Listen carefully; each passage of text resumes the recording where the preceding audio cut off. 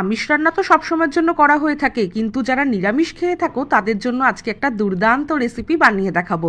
চলো শুরু করা যাক। আমি আজকে চাল আর পটল দিয়ে বানাবো চাল পটল। এটাকে তোমরা পটলের পোলাও বলে থাকতে পারো। কি করে বানিয়েছি চলো সেটাই শেয়ার করছি। এখন যেহেতু ছাঁচি পটল উঠেছে, তাহলে সেই পটলগুলোকে আমি ধুয়ে ভালো করে গাটা আঁচড়ে নিয়ে দুভাগ করে কেটে নিয়েছি। আর নিয়েছি কিছুটা আলু টুকরো করে নেওয়া। তো প্রথমে পটলগুলো আর আলুগুলোকে ভালো করে ভেজে নেওয়ার পরে কুচি কুচি করে রাখা নারকেলটা দিয়ে ভালো করে ভেজে নেব। তারপরে এর মধ্যে দিয়ে দেবো আমি কিছুটা গোবিন্দভোগ চাল। মাপ করেই নিয়েছি, তোমরাও তোমাদের মাপ অনুযায়ী নেবে।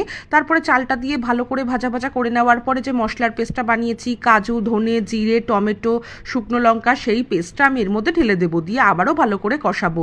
এবারে 1 কাপ চাল দিলে তার পরিমাণে 2 কাপ জল দেবে, দিয়ে ভালো করে সিদ্ধ হতে দেবে। এবারে নুন মিষ্টিটা নিজেদের আন্দাজ মতো দিয়ে নামানোর আগে একটুখানি ঘি আর গরম মশলা দিয়ে নামিয়ে গরম গরম পরিবেশন করে দেখো, অন্য কোনো পদের আর কোনো দরকারই হবে।